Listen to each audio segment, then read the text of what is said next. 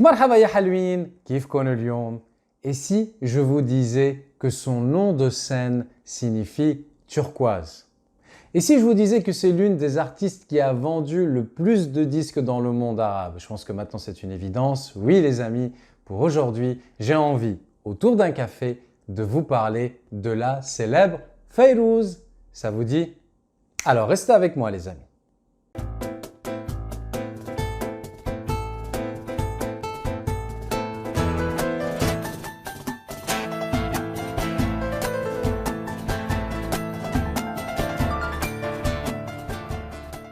Bienvenue dans cette nouvelle vidéo qui fait partie de la série des Ta'ata Nishrab Ahwe, Viens boire un café, une série conviviale dans laquelle on discute de différentes thématiques qui concernent le Liban autour d'un café. Si vous aimez notre travail les amis, n'oubliez pas de cliquer sur le pouce vers le haut qui est en bas de la vidéo et abonnez-vous à la chaîne également si ce n'a pas encore été fait. Vous êtes très nombreux à nous regarder chaque mois et beaucoup d'entre vous ne vous êtes pas encore abonnés à la chaîne. Enfin, vous avez envie de pouvoir parler en libanais. Vous avez honte d'aligner deux mots parce qu'on se moque de vous, on se moque de votre accent. Je peux vous aider. J'anime des cours à distance, qu'ils soient individuels et collectifs. Et même si votre niveau est déjà avancé, on peut travailler ensemble via des ateliers de pratique qui ont lieu tous les jours, auxquels vous pouvez accéder de manière illimitée pour renforcer votre vocabulaire, gagner en assurance et pouvoir discuter avec des Libanais et des Libanaises en toute aisance. Comme je vous le disais, Fayrouz veut dire turquoise. En réalité, son vrai nom, c'est Nouhad Haddad. Je tiens à vous dire que dans cette vidéo, je vais tenter de balayer toute une série de dates clés ou d'événements clés pour vous présenter la vie de cette merveilleuse artiste. Bien évidemment, si on devait être exhaustif, ce sont des heures et des heures de vidéos qu'il faudrait lui consacrer. Alors, s'il y a des chansons, des événements, des spectacles que je n'évoque pas ici et qui vous tiennent à cœur, s'il vous plaît, n'hésitez pas à en parler dans les commentaires. Ça nous permettra de continuer à échanger entre nous. On ne peut pas parler de Fayrouz sans parler des deux frères Rahbeni. Asser Rahbeni, qui deviendra d'ailleurs le mari de Fayrouz, et son frère Mansour Rahbeni. Pourquoi? Parce qu'à partir des années 50, l'association de ces trois artistes va créer un véritable revirement dans l'appréciation des chansons au Liban.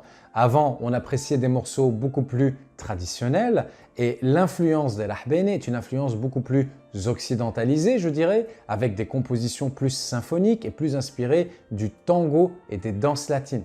On ne peut pas non plus évoquer le trio sans parler du Festival international de Baalbek qui a commencé en 1956 et en 1957, l'édition de 1957 a été confiée aux frères Rahbeni et à Fayrouz, donc à l'occasion de laquelle ils ont composé un spectacle qui a remporté un grand succès. Au fil des années, ce festival a été marqué par l'empreinte des Rahbeni et de Fayrouz par le biais de comédies musicales qui ont la particularité de se faire succéder le chant chanté par les chœurs et ensuite interprété par la voix inimitable de Fayrouz. Un nouveau rendez-vous avec le succès est donné en 1967 par le biais de la comédie musicale Hala oul Malek, Hala et le roi, qui d'ailleurs marque vraiment le début de la carrière, le début du succès de Fayrouz à Beyrouth, la capitale. Je vous laisse d'ailleurs écouter un morceau de ce spectacle.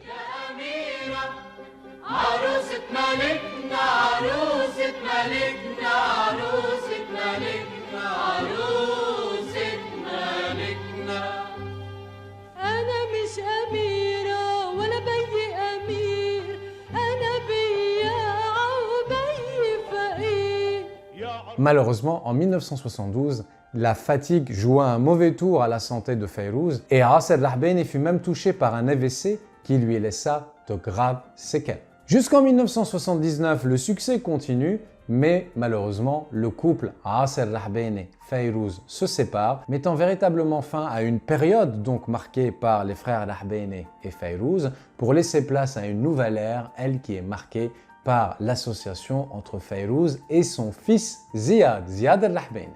Ainsi, de 1980 à 2000, Ziad et Fayrouz vont sortir un certain nombre d'albums, toujours marqués par cette influence hétéroclite internationale au niveau de la musique. Donc en ce sens-là, Ziad poursuit le chemin de son père et de son oncle, avec des influences jazz, danse latine, symphonique, etc.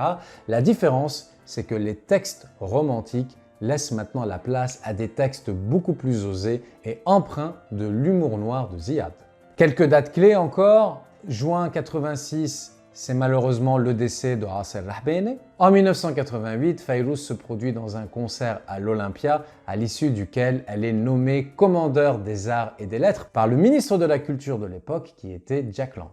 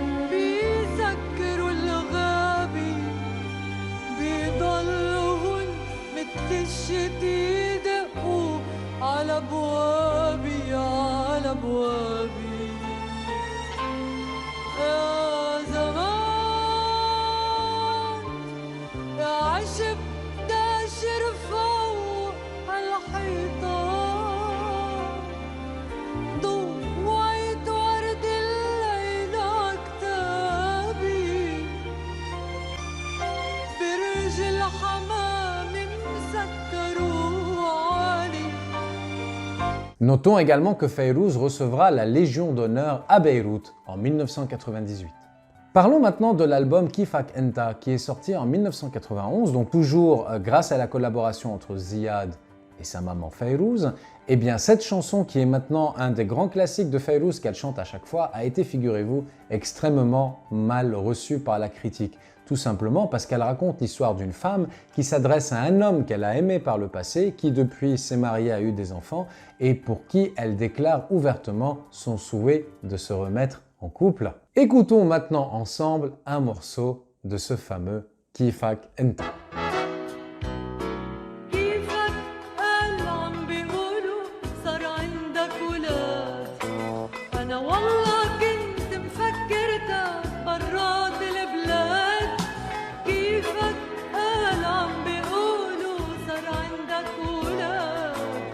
À savoir que depuis 1977, Fayrouz fait très peu de concerts au Liban. Donc, à l'occasion de l'an 2000, elle prépare un très beau comeback qu'elle va faire par le biais de 3 concerts exceptionnels avec un concert symphonique, toujours avec son fils Ziad, qui ont eu lieu au Festival international de Bet Eddin cette fois-ci, et dans lequel elle va interpréter les anciennes chansons réorchestrées et de nouvelles chansons dont certaines sont évidemment devenues également de grands classiques, comme par exemple Sabah ou Massa, dont je vous laisse écouter un morceau tout de suite.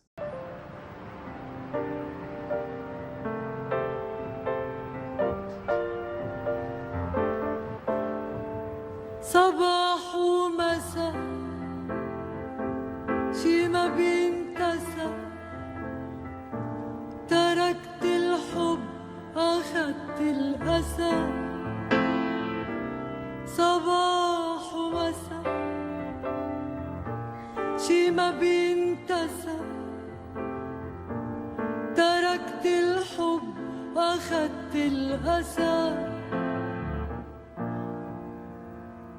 شو بدي دور لشو عم دور على غيره.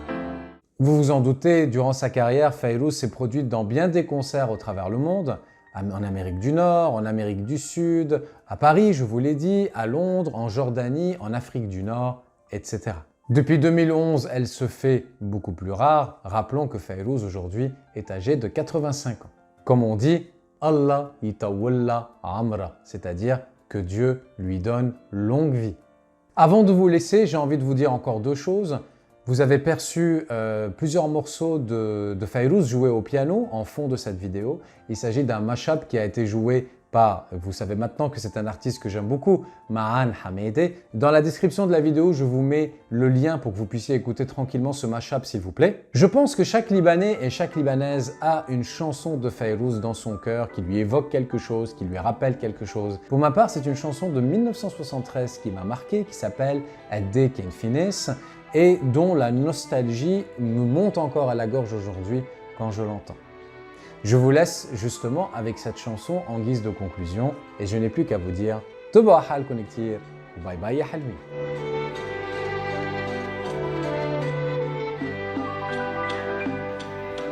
قديش كان في ناس عالمفرق تنطر ناس وتشتت الدنيا ويا حمل وشمسية وأنا بأيام الصحو ما حدا نطرني.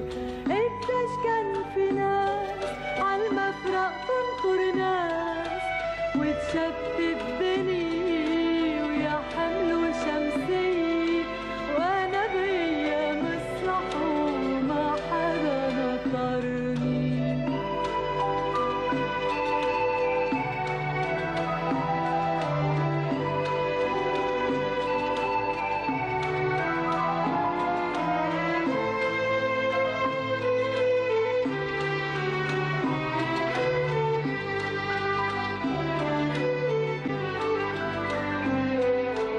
صار لي شي 100 سنة مجنوح